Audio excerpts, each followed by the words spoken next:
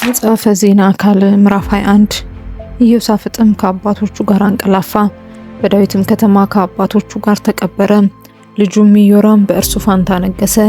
ለእርሱም የኢዮሳፍጥ ልጆች አዛሪያስ፣ ይህኤል፣ ዘካርያስ፣ ኤዛሪያስ፣ ሚካኤል፣ ሰፋጥያስ የሚባሉ ወንድሞች ነበሩት። እነዚህ ሁሉ የይሁዳ ንጉሥ የኢዮሳፍጥ ልጆች ነበሩ። አባታቸውም ብዙ ስጦታ፣ ብርና ወርቅ፣ የከበረም ዕቃ፣ በይሁዳም የተመሸጉትን ከተሞች ሰጣቸው። መንግስቱን ግን የበኩር ልጁ ስለሆነ ለኢዮራም ሰጠ። ኢዮራምም በአባቱ መንግስት ላይ ተነስቶ በጸና ጊዜ ወንድሞቹ ሁሉ ሌሎችንም የእስራኤል መሳፍንት በሰይፍ ገደለ። ኢዮራምም መንገስ በጀመረ ጊዜ የ32 ዓመት ጎልማሳ ነበረ። በኢየሩሳሌምም 8 ዓመት ነገሰ። የአክዓብንም ልጅ አግብቶ ነበርና የአክዓብ ቤት እንዳደረገ በእስራኤል ነገስታት መንገድ ሄደ። በእግዚአብሔርም ፊት ክፉ ነገር አደረገ።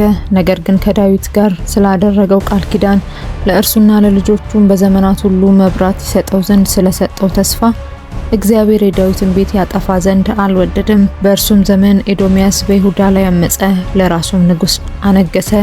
ኢዮራምም ከአለቆቹና ከሰረገሎቹ ሁሉ ጋር ተሻገረ።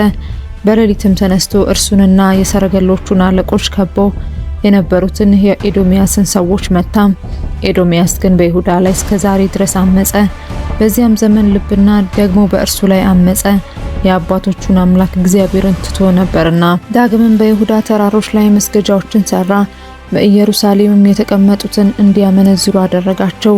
ይሁዳንም አሳተው። ከነቢዩም ከኤልያስ እንዲህ የሚል ጽሕፈት መጣበት። የአባት የዳዊት አምላክ እግዚአብሔር እንዲህ ይላል፣ በአባት በኢዮሳፍጥ መንገድ በይሁዳም ንጉስ በአሳ መንገድ አልሄድክምና በእስራኤል ነገስታት መንገድ ግን ሄደሃልና የአክዓብን ቤት እንዳደረገ ይሁዳንና በኢየሩሳሌም የሚኖሩትን እንዲያመነዝሩ አድርገሃልና ከአንተም የሚሻሉትን የአባትህን ቤት ወንድሞችን ገድለሃልና እነሆ እግዚአብሔር ሕዝብንና ልጆችን ሚስቶችንም ያለህንም ሁሉ በታላቅ መቅሰፍት ይቀስፋል።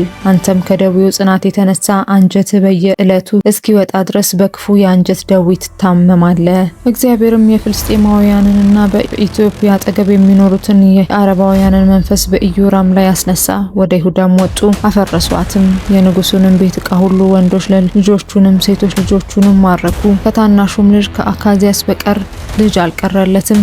ከዚህም ሁሉ በኋላ እግዚአብሔር በማይፈወስ ደዌ አንጀቱን ቀሰፈው። ከቀንም ወደ ቀን እንዲሆነ ከ2 ዓመት በኋላ ከደዌው ጽናት የተነሳ አንጀቱ ወጣ፣ በክፉም ደዌ ሞተ። ለአባቶቹ ያደርገው እንደነበረ ለእርሱ የመቃብር ወግ አላደረገም።